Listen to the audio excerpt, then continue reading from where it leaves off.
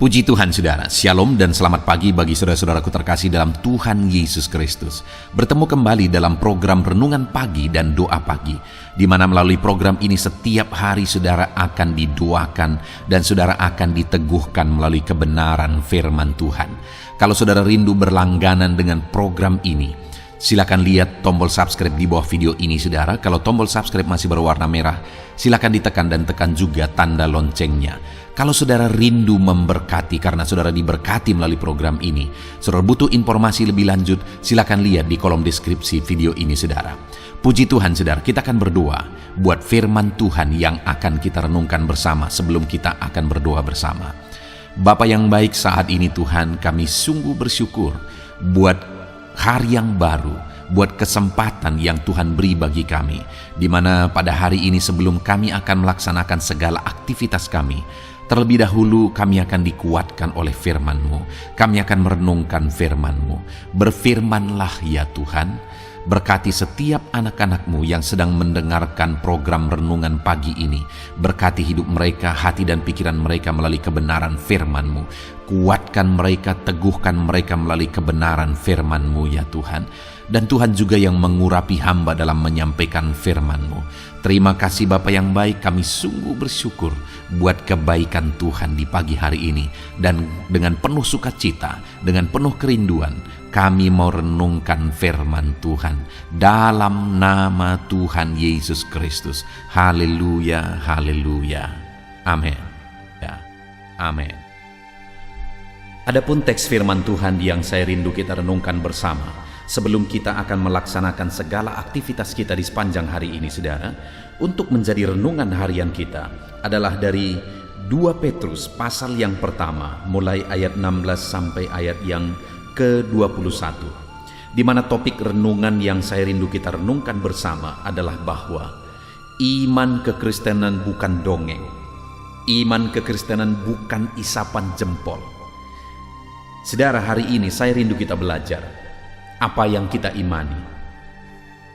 Di dunia ini begitu banyak orang yang berkata bahwa mereka orang beriman. Tetapi yang menjadi pertanyaannya adalah, apakah mereka pernah menganalisa, apakah mereka pernah menguji iman mereka itu? Artinya maksudnya objek dari iman mereka itu, apakah benar-benar apa yang mereka percayai merupakan kebenaran mutlak? Ataukah apa yang mereka percayai adalah satu propaganda? Saudara, ada orang-orang yang hidup di zaman yang lalu. Bisa saja mereka menuliskan sesuatu, lalu kemudian apa yang mereka tuliskan itu adalah untuk kepentingan diri mereka, supaya mereka dihargai, supaya mereka diuntungkan melalui tulisan itu. Lalu kemudian melalui tulisan-tulisan itu akhirnya mereka dihormati, mereka dihargai. Dan akhirnya tahun demi tahun berlalu, generasi demi generasi berlalu, akhirnya orang tersebut didewakan dan diimani. Itu bisa saja terjadi. Dan bagaimana dengan iman yang ada di zaman ini? Apa yang diimani di zaman ini? Apakah apa yang diimani itu benar-benar bisa diuji secara objektif? Atau dengan kata lain, beranikah orang-orang beriman itu dengan terbuka menguji dan membongkar apa yang mereka imani, oknum yang mereka imani, dan sebagainya dan sebagainya? Saya bangga sebagai orang Kristen saudara. Kekristenan siap diuji dari sisi manapun. Saya bangga menjadi orang Kristen percaya kepada Yesus karena kisah Injil itu bisa diuji. Bahkan mulai dari perjanjian lama sampai perjanjian baru, itu semua siap diuji. Dan memang benar-benar terbukti kitab Kejadian sampai Wahyu itu ada kaitan yang begitu eratnya, ada progresivitas yang indah di sana, sebagai bukti bahwa Tuhanlah yang menubuatkan secara progres kepada umatnya, sehingga semuanya ada benang merah, semuanya ada kaitan satu dengan yang lain. Nah, hari ini saya mau mengajak saudara, pernahkah saudara merenungkan apa yang saudara imani? Saudara percaya sebagai orang Kristen, saudara percaya kepada Tuhan, saudara percaya kepada Tuhan Yesus, apakah saudara pernah benar-benar secara objektif menguji apa yang saudara imani? Apakah saudara pernah berpikir apakah apa yang saudara imani ini benar-benar kebenaran, atau saudara hanya ikut-ikutan? Saya rindu hari ini kita belajar, saudara, dengan harapan melalui belajar firman Tuhan, renungan firman Tuhan pagi hari ini, saudara benar-benar memahami kebenaran apa yang saudara percayai.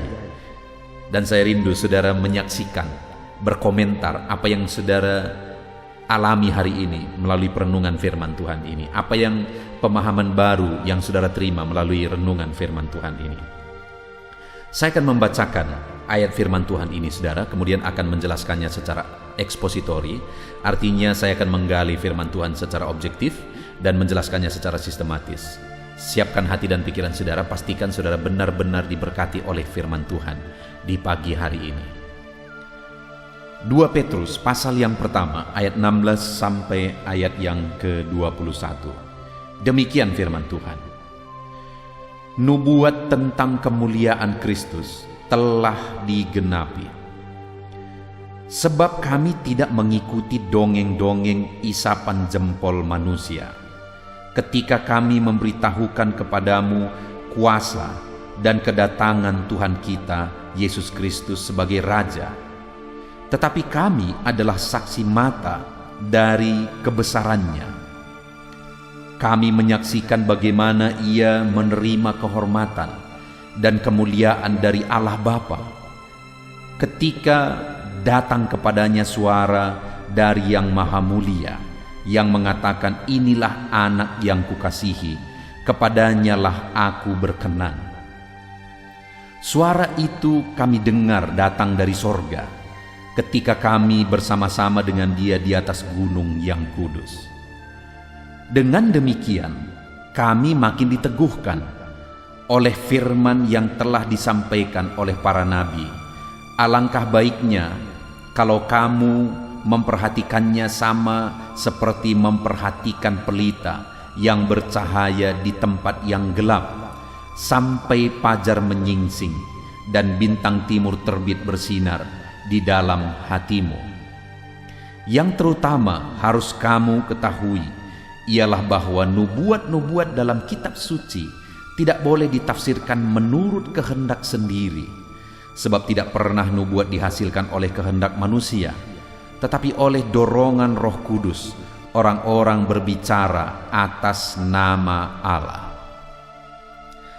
Puji Tuhan, saudara, konteks dari firman Tuhan ini adalah di mana Petrus menegaskan kepada penerima suratnya tentang keobjektifan iman kepada Yesus, bahwa iman kepada Yesus adalah kebenaran mutlak, bukan isapan jempol, kata Petrus. Di ayat 16 itu dia berkata, saudara, sebab kami tidak mengikuti dongeng-dongeng isapan jempol manusia.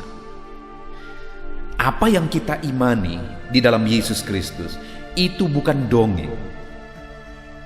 Apa yang kita imani dalam Yesus Kristus itu bukan isapan jempol, tapi itu fakta, itu kenyataan, itu real, itu objektif, dan bisa dipertanggungjawabkan.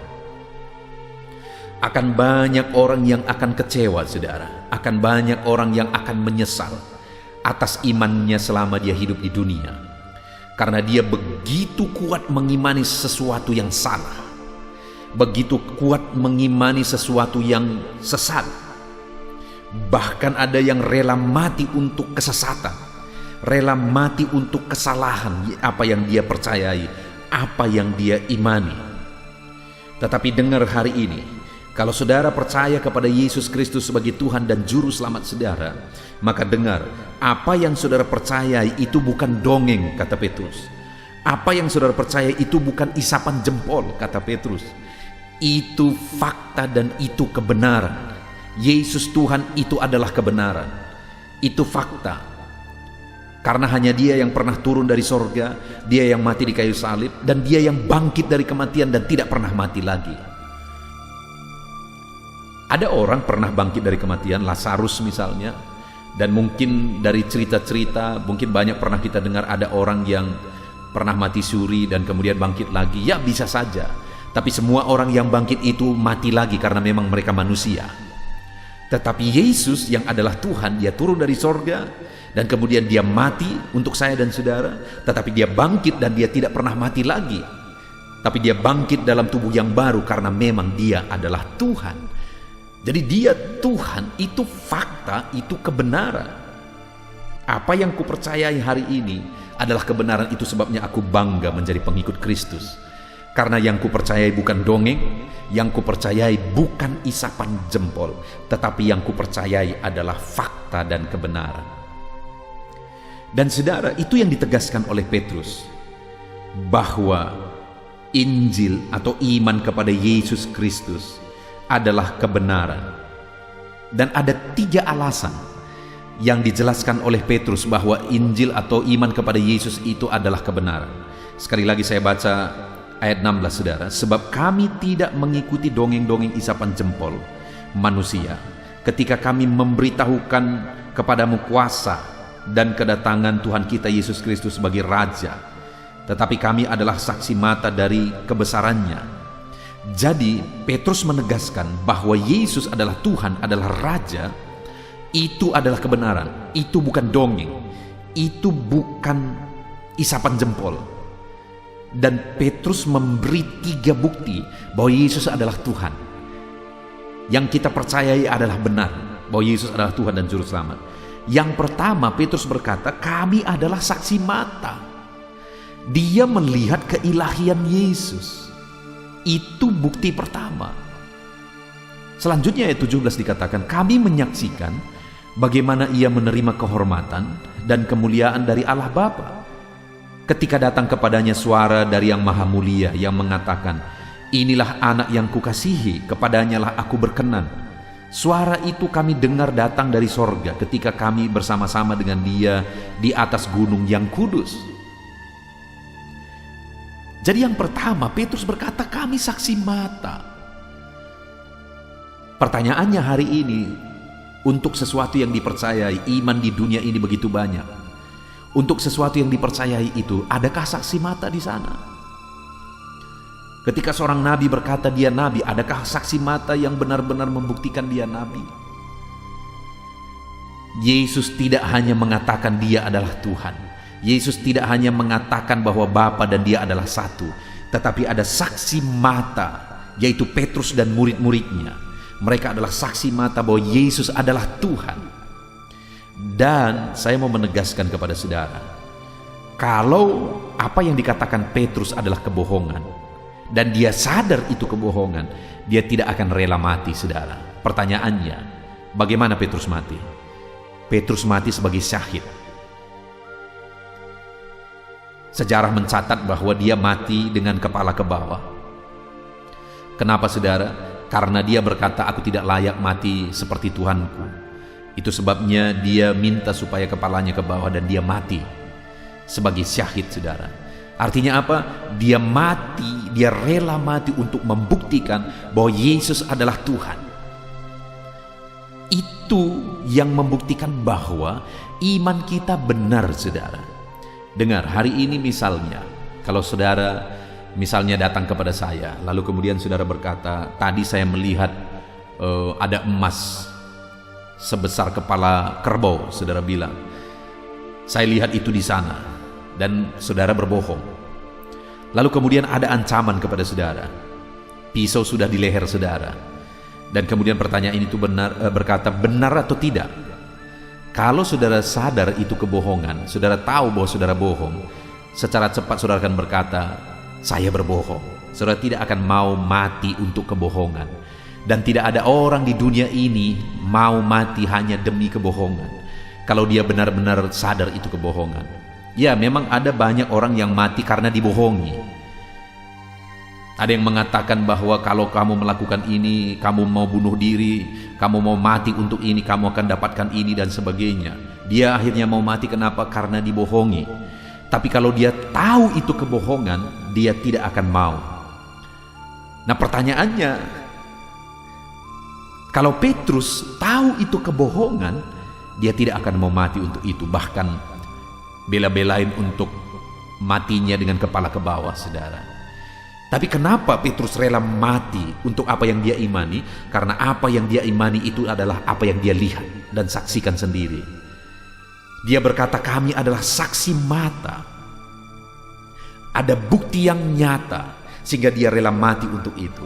Itu bukti pertama, saudara, bahwa iman kita, iman kekristenan kita bahwa Yesus adalah Tuhan dan Juru Selamat kita, itu bukan dongeng, tapi itu fakta, dan ada saksi mata yang rela mati untuk itu, yaitu Petrus dan murid-murid yang lain.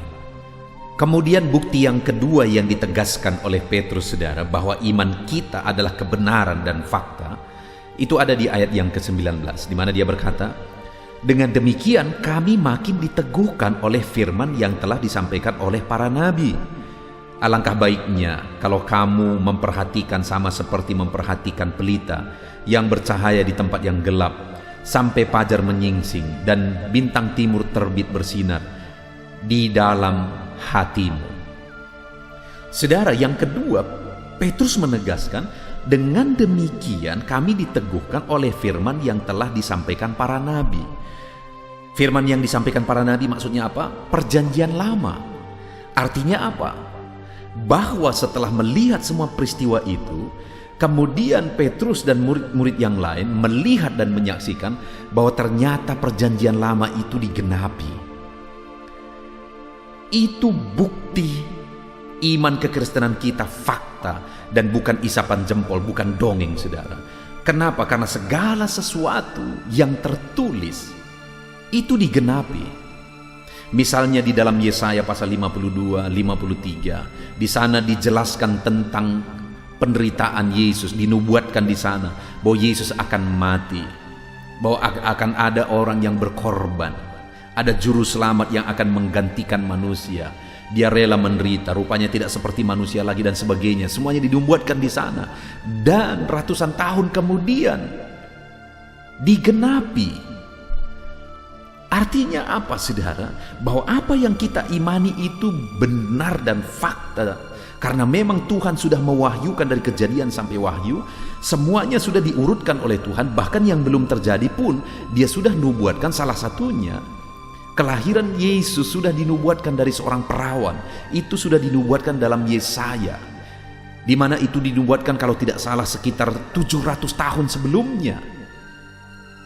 Jadi apa yang kuimani hari ini fakta dan benar, karena benar-benar Tuhan yang mengatur itu semua. Lalu kemudian ratusan tahun kemudian digenapi. Itu yang dikatakan oleh Petrus, bahwa apa yang tertulis dalam perjanjian lama itu digenapi. Itu sebabnya Petrus berkata bahwa apa yang kami imani bukan dongeng, bukan isapan jempol, karena ternyata perjanjian lama itu digenapi. Saudara, hari ini dengar, apa yang saudara imani dalam Yesus Kristus itu bukan dongeng. Karena kalau saudara belajar Alkitab, saudara akan melihat segala sesuatu yang belum terjadi seringkali sudah dinubuatkan oleh Tuhan.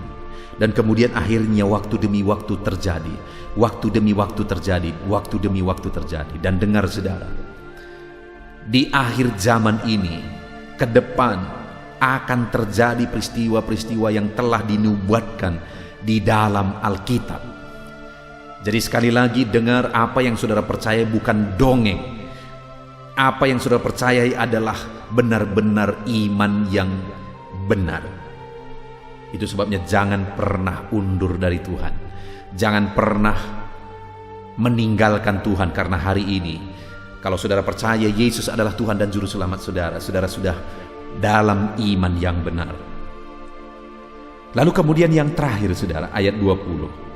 Alasan ketiga bahwa iman kekristenan itu adalah iman yang benar. Ayat 20 dikatakan, yang terutama harus kamu ketahui ialah bahwa nubuat-nubuat dalam kitab suci tidak boleh ditafsirkan menurut kehendak sendiri, sebab tidak pernah nubuat dihasilkan oleh kehendak manusia, tetapi oleh dorongan Roh Kudus orang-orang berbicara atas nama Allah. Bukti yang ketiga, saudara, ada Roh Allah yang bekerja dalam iman kekristenan. Ada Roh Kudus yang bekerja di sana. Kenapa dari Kejadian sampai Wahyu semuanya ada benang merah? Ada keterkaitan, digenapi. Kenapa, saudara? Karena memang semuanya itu pekerjaan Roh Kudus. Roh Kuduslah yang mengilhamkan, mewahyukan firman-Nya kepada hamba-hambanya, kepada nabi-nabinya, kepada rasul-rasulnya. Roh Kuduslah yang mewahyukan. Dia adalah Roh Allah, sehingga semuanya ada keterkaitan. Itu sebabnya Petrus berkata, iman kekristenan kita bukan dongeng, bukan isapan jempol, karena ada Roh Kudus yang berkarya, ada Roh Kudus yang bekerja di dalamnya. Puji Tuhan saudara, pagi hari ini kita sungguh bersyukur buat firman Tuhan. Kembali kita belajar bahwa iman kita adalah kebenaran. Sangat-sangat bersyukur kalau hari ini kita percaya kepada Yesus sebagai Tuhan dan Juru Selamat kita. Karena kita ada pada iman yang benar. Alasannya apa saudara? Karena ada saksi mata atas apa yang kita imani. Dan saksi mata itu bahkan rela mati karena memang dia menyaksikan kebenaran. Dan yang kedua, terbukti perjanjian lama itu digenapi. Nubuat-nubuatan firman Tuhan itu yang sebelumnya sudah dicatat, diwahyukan, ternyata digenapi. Itu bukti bahwa Alkitab adalah firman Tuhan dan wahyu Tuhan. Dan kemudian juga terbukti bahwa Roh Kudus yang bekerja, karena ada keterkaitan dari semuanya. Jadi semuanya persis terjadi. Kenapa? Karena ada Roh Kudus yang bekerja. Itu sebabnya saat ini saya mau menegaskan kepada saudara, banggalah menjadi orang Kristen. Bersyukurlah menjadi orang Kristen. Bangga dan bersyukurlah punya iman yang benar, yaitu iman dalam Yesus Kristus. Itu sebabnya jangan pernah berpaling dari iman saudara, karena iman kita adalah kebenaran. Jalani hidup saudara terus dalam iman. Hari ini pun jalani segala aktivitas saudara terus dalam iman. Tetap kuat dan semakin kuat dalam iman. Puji Tuhan saudara, kita sungguh bersyukur buat firman Tuhan hari ini. Biarlah renungan ini menjadi renungan saudara di sepanjang hari ini. Sebentar lagi kita akan berdoa buat segala aktivitas kita di sepanjang hari ini. Namun sebelumnya, mari buat komitmen untuk tetap kuat dalam iman. Karena iman kita dalam Yesus Kristus yang adalah Tuhan dan Juru Selamat kita adalah iman yang benar dan bisa dipertanggungjawabkan. Puji Tuhan saudara, kiranya firman Tuhan ini memberkati saudara dalam nama Tuhan Yesus Kristus. Haleluya. Puji Tuhan saudara, saya percaya firman Tuhan yang telah kita renungkan bersama telah membangkitkan dan meneguhkan iman saudara. Dan tiba waktunya saat ini kita akan merendahkan diri di hadapan Tuhan. Kita akan berdoa bersama. Saya akan menopang saudara di dalam doa dalam segala pergumulan-pergumulan kehidupan saudara. Dan saya juga akan berdoa untuk kegiatan saudara hari ini dan profesi yang saudara lakukan dalam kehidupan saudara. Mari datang kepada Tuhan dengan penuh kerendahan hati. Percaya Dia Allah yang mengasihi setiap saudara. Bapa di sorga, saat ini Tuhan kami datang merendahkan diri di hadapan-Mu. Terima kasih buat kebaikan kemurahan Tuhan atas kehidupan kami. Terima kasih buat firman-Mu ya Tuhan. Terima kasih buat kesempatan ini kami bisa merendahkan diri bersama memohon di hadapan-Mu. Karena kami percaya Engkau Bapa yang baik.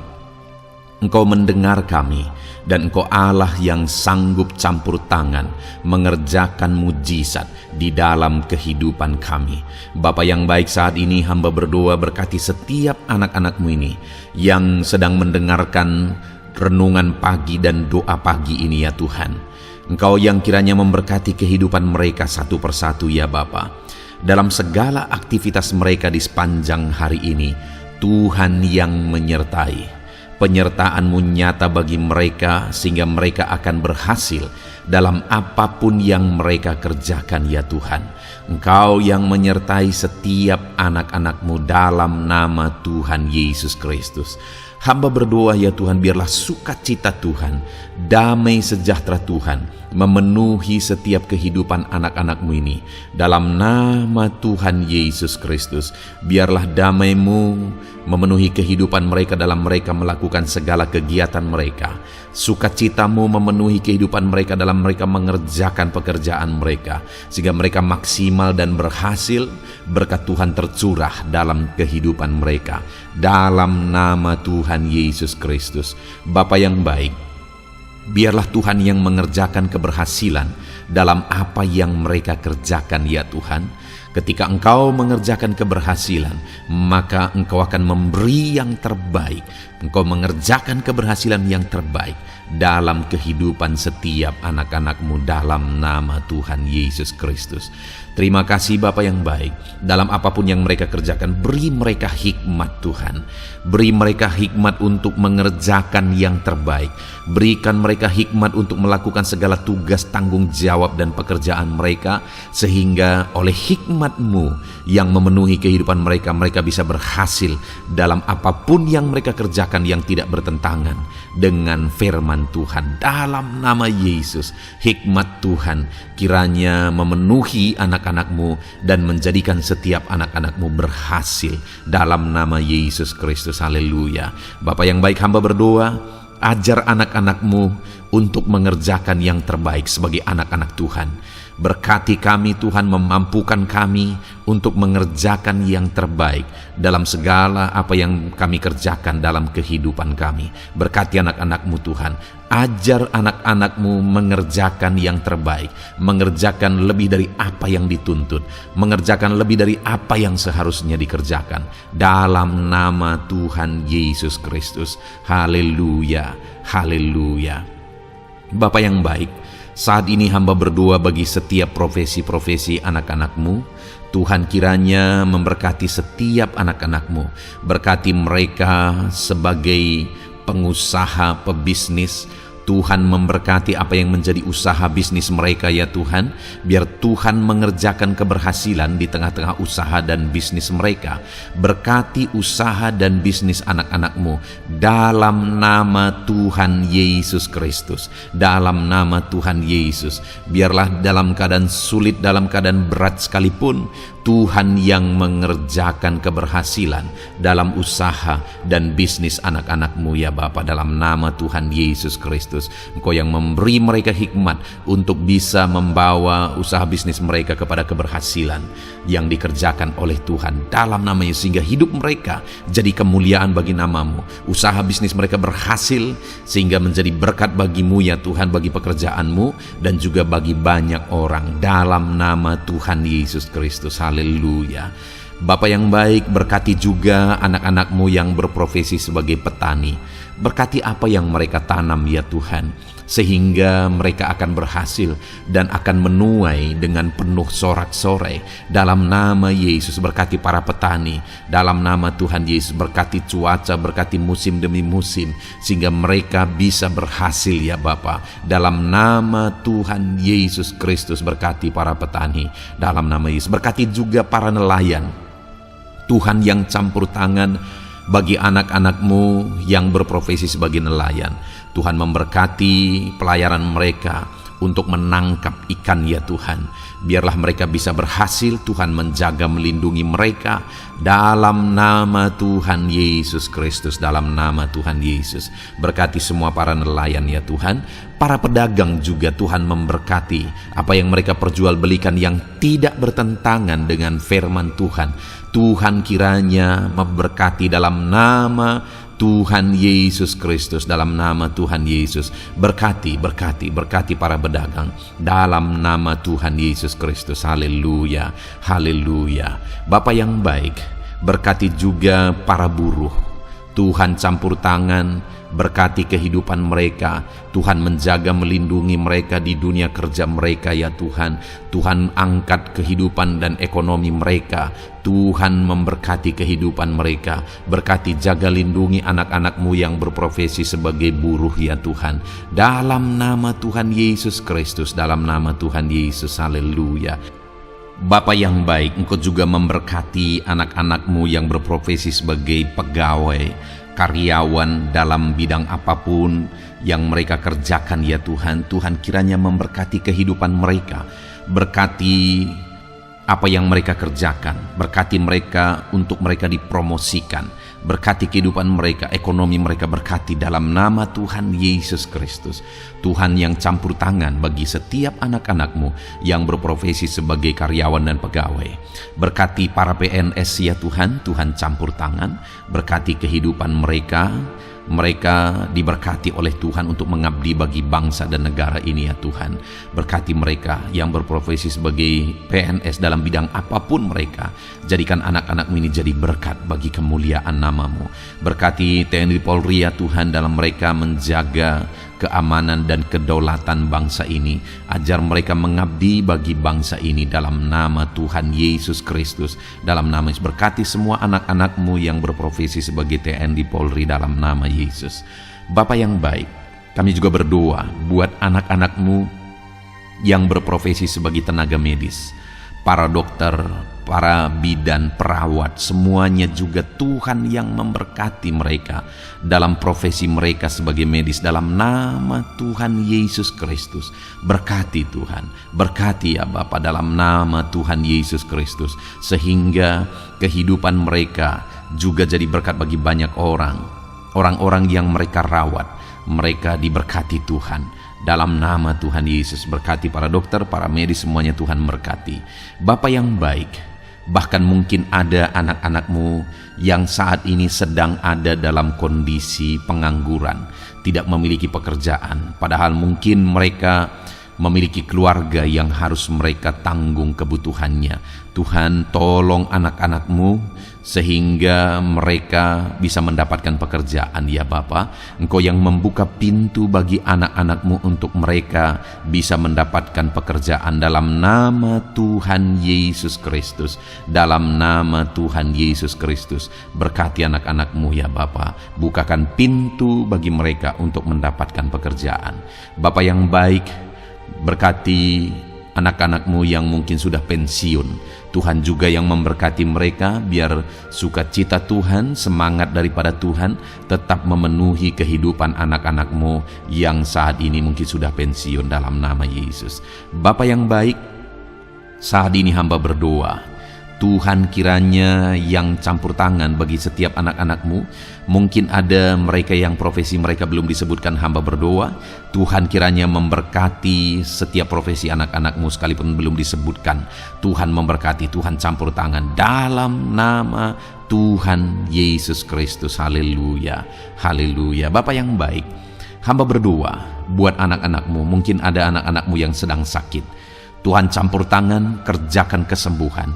Ulurkan tangan-Mu bagi mereka yang sedang sakit, dan kerjakan kesembuhan bagi anak-anak-Mu yang sedang mengalami sakit penyakit.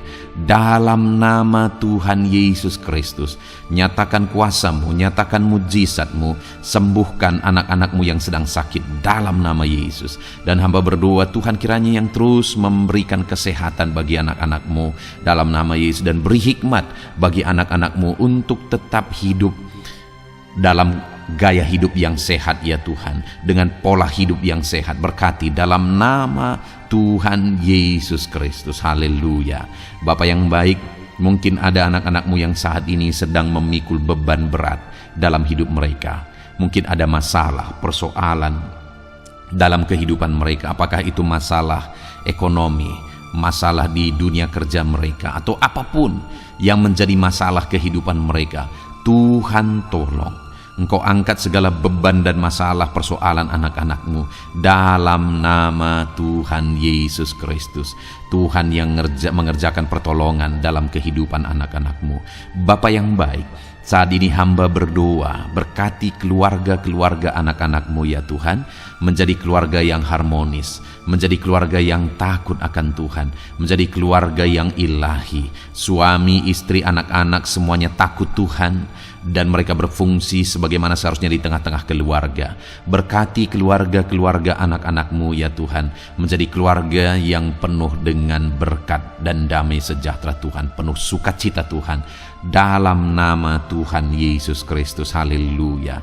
Bapa yang baik, saat ini hamba berdoa, berkati semua anak-anak-Mu, jadikan mereka berhasil dalam semua yang mereka kerjakan dalam nama Yesus. Ajar semua anak-anak-Mu mengerjakan yang terbaik dalam kehidupan mereka dalam nama Yesus. Terima kasih Bapa yang baik. Ini doa kami ya Tuhan, ini seruan kami. Hamba berdoa bagi setiap anak-anak Tuhan, biarlah kuasa-Mu, mujizat-Mu, berkat-Mu melimpah dalam hidup mereka.